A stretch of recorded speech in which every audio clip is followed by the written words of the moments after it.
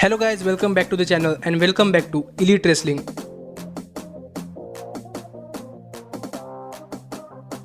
तो guys finally all elite Wrestling dynamite special यानी कि फाइटर फेस्ट हो चुका है और आज इस वीडियो में हम ऑल एलीट रेसलिंग के फाइटर फेस्ट के नाइट 1 के बारे में बात करने वाले हैं और जानने वाले हैं कि कौन कौन से मैचेस हमें ऑल एलीट रेसलिंग के फाइटर फेस्ट के नाइट 1 पर देखने को मिले हैं और कैसी थी फाइटर फेस्ट की नाइट 1। तो गाइज अब ज्यादा देर ना लगाते हुए चलिए वीडियो शुरू करते हैं और गाइज बात करते हैं ऑल एलीट रेसलिंग के फाइटर फेस्ट के नाइट 1 की। लेकिन गाइज फिर एक बार जिन्हें पता नहीं है कि फाइटर फेस्ट क्या है उन्हें मैं बताना चाहूंगा कि Fyter Fest All elite Wrestling Dynamite का एक स्पेशल इवेंट है जो कि हमें इस week All elite Wrestling Dynamite पर देखने को मिला है और इस वीक की स्पेशल इवेंट की नाइट 1 थी और हमें इस स्पेशल इवेंट की night 2 next week All elite Wrestling Dynamite पर देखने को मिलने वाली है। लेकिन गाइस अब हम बात करते हैं all elite Wrestling dynamite special यानी कि फाइटर फेस्ट के नाइट 1 की और जानते हैं कि फाइटर फेस्ट के नाइट 1 पर हमें क्या क्या चीजें देखने को मिली है। तो गाइस फाइटर फेस्ट के नाइट 1 की शुरुआत डायरेक्टली हो चुकी थी और हमें इस साल के फाइटर फेस्ट की थीम भी लास्ट ईयर की तरह ही बीच की देखने को मिली, जहाँ पर हमें फाइटर फेस्ट के नाइट 1 पर बीच मॉडल्स भी देखने को मिली है। और गाइस शो की शुरुआत में ही हमें सबसे बड़ा सरप्राइज देखने को मिला, जहां पर शो की शुरुआत में क्रिस जेरिको ने कमेंट्री ज्वाइन की और फाइटर फेस्ट की पूरी नाइट 1 के लिए क्रिस जेरिको कमेंट्री पर थे। और हाँ, क्रिस जेरिको को हैप्पी कनाडा डे, क्योंकि गाइस आज कनाडा डे है और क्रिस जेरिको कनाडा से बिलोंग करते हैं और क्रिस जेरिको का ब्लेजर भी कनाडा के फ्लैग की तरह था।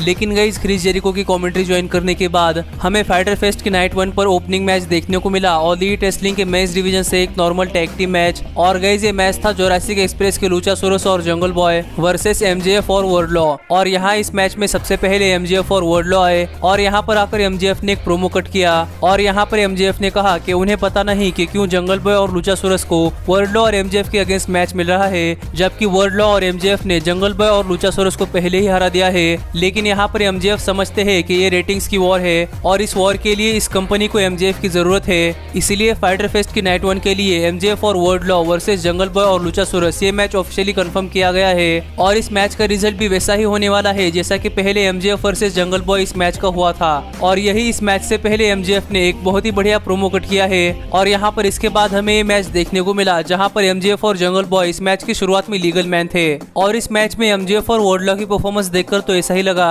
कि गाइस एमजेएफ और वर्ल्डलॉ एक रियल हील है जो कि जीतने के लिए कुछ भी कर सकते हैं। और इस मैच की शुरुआत में एमजेएफ और वर्ल्डलॉ ने रेफरी की नजर बचाते हुए जंगल बॉय पर बहुत ही ब्रूटली अटैक किया। लेकिन गाइस एक बार लुचासोरस को टैग मिलने के बाद इस मैच में लुचासोरस ने एक तरीके से तबाही मचा दी और इस मैच में लुचासोरस ने ऐसे मूव्स लगाना शुरू कर दिया जैसे आप किसी हाई फ्लायर से एक्सपेक्ट करते हैं। और सच में हर बार की तरह ही इस मैच में भी लुचासोरस की परफॉर्मेंस देखकर मजा ही आ गया। पर इस मैच में हमें वर्ल्डलॉ और एमजेएफ की तरफ से भी बहुत ही बढ़िया मूव्स देखने को मिले हैं और हमें इस मैच में एक बार फिर से बैटल ऑफ बहिमत्स देखने को मिली है, यानी कि इस मैच में लुचासोरस और वर्ल्डलॉ एक बार फिर से एक दोनों के आमने सामने थे, जहां पर हमें इन दोनों की ही तरफ से बहुत ही बढ़िया मूव्स देखने को मिले हैं। और एक टाइम के लिए तो इस मैच में चारों ही सुपरस्टार्स डाउन थे। लेकिन गाइस अगर यहाँ पर हम बात करें इस मैच की विनर की, तो गाइस यहाँ पर इस मैच के आखिर में एमजेएफ ने रेफरी से बचते हुए लुचासोरस को लो ब्लो लगाया और यहाँ पर लुचासोरस को रोल अप पिन कर एमजेएफ ये मैच जीतना चाहते थे। लेकिन यहाँ पर लुचासोरस ने किक आउट कर दिया और इसी से फ्रस्ट्रेट होकर एमजेएफ ने अपनी डायनामाइट डायमंड रिंग इस्तेमाल करनी चाहिए। और यहाँ पर हर बार की तरह ही एमजेएफ अपनी डायनामाइट डायमंड रिंग इस्तेमाल कर रहे थे। लेकिन गाइस यहाँ पर लुचासोरस के साइड में होने की वजह से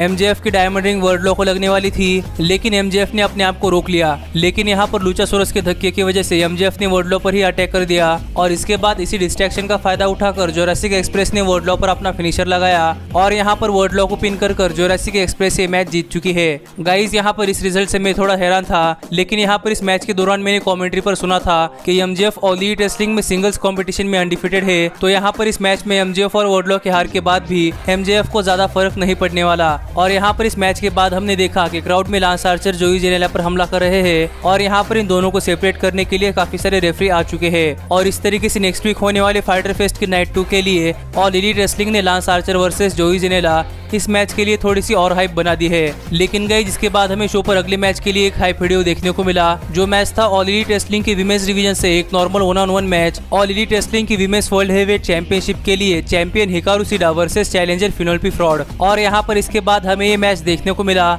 लेकिन गाइस यहाँ पर इस मैच की शुरुआत में ही रेफरी ऑब्रे एडवर्ड्स ने किप सेबियन को रिंग साइड से बैन कर दिया और यहाँ पर रेफरी ने किप सेबियन को बैक स्टेज भेज दिया। पर यहाँ पर किप सेबियन हिकारू शिरा की कैंडो स्टिक लेकर बैक स्टेज गए और इसके बाद हमें ये मैच नॉर्मली स्टार्ट होता हुआ दिखाई दिया और मैच की शुरुआत में ही हिकारू शिरा ने फिनोल्पी फ्रॉड पर अपना फिनिशर लगाना चाहा, लेकिन यहाँ पर फिनोल्पी फ्रॉड ने हिकारू शिरा के फिनिशर को रिवर्स किया और इसके बाद हमें ये बहुत ही बढ़िया मैच देखने को मिला, जहाँ पर ऑल एलीट रेसलिंग की विमेंस डिवीजन से ये इकलौता मैच फाइटर फेस्ट की नाइट 1 पर था और ये मैच सबसे बेहतरीन तो नहीं, लेकिन गाइस मैं कहूंगा कि शो के हिसाब से ये मैच बहुत ही बढ़िया मैच था और हर बार की तरह ही किप सेबियन ने इस मैच में भी इंटरफेयर करना चाहा था, लेकिन गाइस वो किसी भी काम का नहीं आया और हमें यहाँ इस मैच में बहुत ही बढ़िया मूव्स और बहुत ही क्लोज फॉल्स भी देखने को मिले, जहाँ पर इस मैच के आखिर में हिकारू शिरा ने फिनोल्पी फ्रॉड पर अपना फिनिशर लगाया, लेकिन सरप्राइजिंगली यहाँ पर फिनोल्पी फ्रॉड ने किक आउट कर दिया, जो कि आज तक हिकारू शिरा के फिनिशर पर किसी ने नहीं किया था। लेकिन आखिर में हिकारू शिरा ने फिनोल्पी फ्रॉड पर एक और रनिंग नी स्ट्राइक लगाई और यहाँ पर फिनोल्पी फ्रॉड को पिन कर हिकारू शिरा ये मैच जीत चुकी है। गाइज हमें इसके बाद टैज का मूव्स के लिए एनालिसिस देखने को मिला, जहाँ पर इस वीक टैज ने जॉन मॉक्सली की मूव्स को एनालिसिस किया,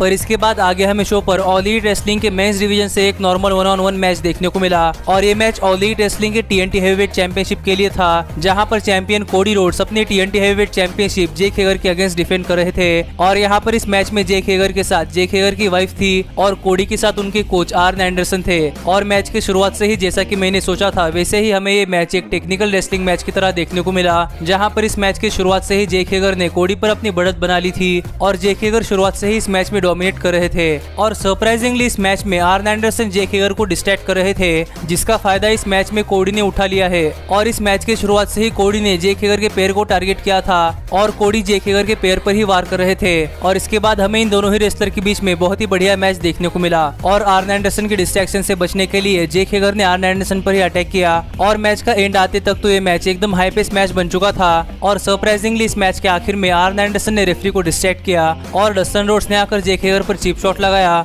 और इसी का फायदा उठाकर कोडी ये मैच जीतना चाहते थे, पर जेक हेगर ने कोडी के फिनिशर को रिवर्स कर कोडी पर अपना फिनिशर लगाया और आखिर में जेक हेगर ये मैच जीतने के लिए तैयार ही थे, लेकिन कोडी ने किसी तरीके से जेक हेगर को रिवर्स पिन किया और यहाँ पर जेक हेगर को पिन कर कोडी ये मैच जीत चुके हैं। लेकिन ये मैच जीतने के बाद जेक हेगर को लग रहा था कि ये मैच जेक हेगर जीत चुके हैं, पर यहाँ पर रेफरी ने जेक हेगर को बताया कि कोडी ने जेक हेगर को पिन कर दिया है और कोडी ये मैच जीत चुके हैं और इस चीज पर जेक हेगर बहुत ज्यादा गुस्सा हो गए और जेक हेगर ने रेफरी को ही नॉकआउट कर दिया और काफी सारे लोगों ने आकर जेक हेगर को रोका और मेरे लिए तो ये चीज अनबिलीवेबल थी, क्योंकि मैंने नहीं सोचा था कि कोडी इस मैच में डिस्ट्रैक्शन का फायदा उठाकर ये मैच जीतने वाले हैं। पर इसके बाद हमें डार्बी एलन का एक हाइप वीडियो देखने को मिला, जहां पर डार्बी एलन को रेसल करने के लिए क्लियर नहीं किया गया, लेकिन फिर भी डार्बी एलन बाहर जाकर अपनी स्केटिंग कर रहे हैं। पर गए जिस सेगमेंट के बाद ऑरेंज कैसिडी आकर कमेंट्री टीम के साइड में बैठ गए, जहां पर नेक्स्ट वीक के ऑरेंज कैसिडी के राइवल यानी कि क्रिस जेरिको कमेंट्री कर रहे थे और यहां पर ये देखकर तो मुझे बहुत ज्यादा हंसी आ रही थी कि एक वीक में एक दूसरे से भिड़ने वाले रेसलर इस वीक एक साथ कमेंट्री टीम पर बैठे थे। पर गए जिसके बाद आगे शो पर ऑल एलीट रेसलिंग के मेंस डिवीजन से एक नॉर्मल टैग टीम मैच था और ये मैच था प्राइवेट पार्टी वर्सेस सैंटाना और ओर्टिज, जहां पर प्राइवेट पार्टी के साथ रिंग साइड पर मैट हार्डी मौजूद थे और यहाँ पर इस मैच के बारे में सरप्राइजिंग चीज ये है कि गाइस जिस ट्रेनिंग स्कूल में प्राइवेट पार्टी ने अपनी रेसलिंग ट्रेनिंग ली है उसी ट्रेनिंग स्कूल में सैंटाना और ओर्टिज प्राइवेट पार्टी के सीनियर थे। और अगर यहाँ पर हम बात करें इस मैच की, तो गाइस यहाँ पर इस मैच की शुरुआत में ही प्राइवेट पार्टी ने इस मैच में डोमिनेट करना शुरू कर दिया और हमें इस मैच में दोनों ही टैग टीम की तरफ से बहुत ही अच्छी खासी टैग टीम रेसलिंग देखने को मिली है। गाइस हमें इस मैच में थोड़ी सी हाई फ्लाइंग मूव्स भी देखने को मिले हैं, लेकिन मेरी इस मैच से थोड़ी सी और ज्यादा एक्सपेक्टेशन थी और मुझे यहाँ पर ऐसा लग रहा था कि ये मैच ऑल एलीट रेसलिंग के दो यंगस्टार टैग टीम के बीच में है, तो हमें ये मैच बहुत ही जबरदस्त टैग टीम मैच देखने को मिलेगा। लेकिन यहाँ पर इस मैच में मेरे लिए एक और प्रॉब्लम थी कि गाइस मैं इस पूरे मैच को कनेक्ट नहीं कर पाया और शायद इस वजह से हो सकता है क्योंकि इस मैच को प्रॉपर स्टोरी लाइन नहीं मिली है। लेकिन सभी बातों को साइड में रखकर अगर हम बात करें इस मैच की विनर की, तो गाइस यहाँ पर इस मैच के आखिर में सरप्राइजिंगली प्राइवेट पार्टी ने सैंटाना पर अपना फिनिशर लगाया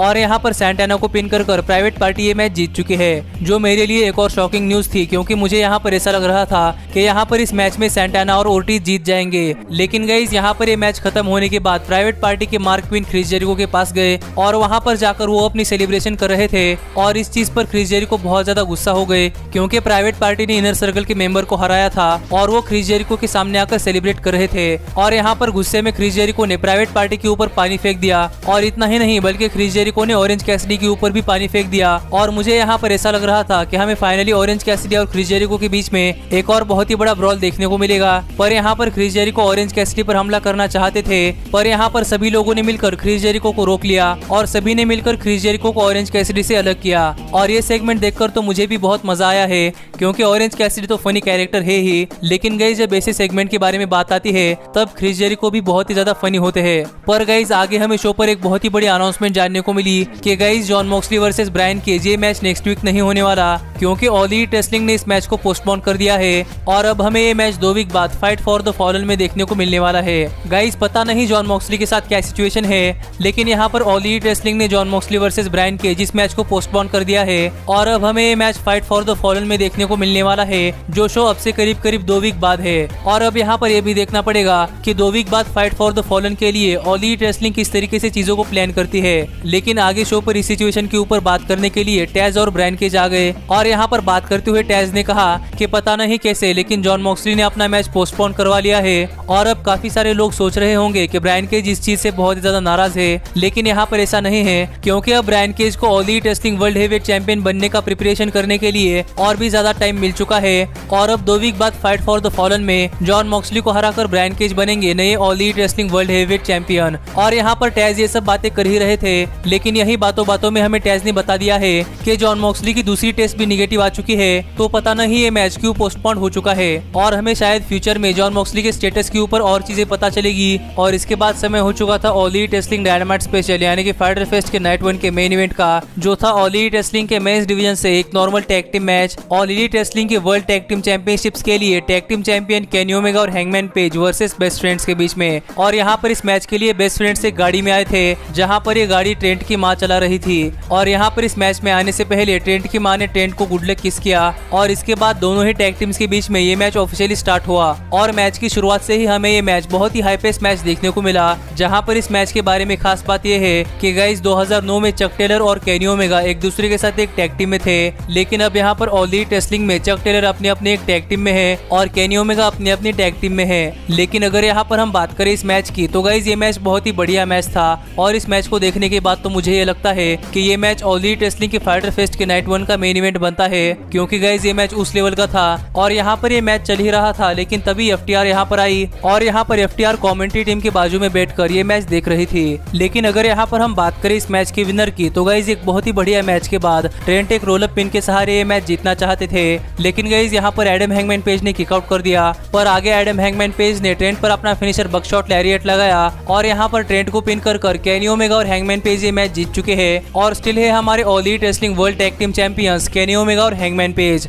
लेकिन यहाँ पर ये मैच खत्म होने के बाद एफटीआर रिंग में आ गई और यहाँ पर एफटीआर के हाथ में 4 बियर बोतल थी, जिनमें से 2 एफटीआर ने केनी ओमेगा और हैंगमैन पेज को दे दी और यहाँ पर चारों लोग सेलिब्रेट करने लग गए। और यहाँ पर एडम हैंगमैन पेज तो अपने मजे से बियर पी रहे थे, लेकिन यहाँ पर केनी ओमेगा ने सभी बियर फेंक दी, जिससे एफटीआर बहुत ही ज्यादा गुस्सा हो गई और आगे एफटीआर और केनी ओमेगा इनके बीच में कुछ हो पाता इससे पहले वहाँ पर यंग बक्स आ गए और यहाँ पर यंग बक्स ने केनी ओमेगा और एफटीआर को अलग अलग किया। और पता नहीं क्यों, लेकिन मुझे यहाँ पर यह देखकर ऐसा लग रहा है कि हमें आगे चलकर केनी ओमेगा और यंग बक्स और एडम हैंगमैन पेज और एफटीआर के बीच में राइवलरी देखने को मिलने वाली है, जहां पर बक्स और ओमेगा एक टीम में होंगे और एफटीआर और एडम हैंगमैन पेज दूसरी टीम में। और हमें अगर फ्यूचर में ये राइवलरी देखने को मिलती है तो गाइस मजा ही आएगा। लेकिन हमें all elite Wrestling dynamite special यानी कि फाइटर फेस्ट की नाइट 1 में यही सारी चीजें देखने को मिली है और आप मुझे कमेंट कर बताइए कि आपको फाइटर फेस्ट की नाइट 1 कैसे लगी। और मेरे हिसाब से तो ये शो बहुत ही अच्छा था। लेकिन अब मिलता हूँ आपसे अगली वीडियो में, पर तब तक stay healthy, stay happy and keep watching elite wrestling. Hey, did you like that video? Click the screen for more. And where do you think you're going? And thanks so much for being the elite. The elite, the elite. What, Nick, you're not going to sing it all with me this time?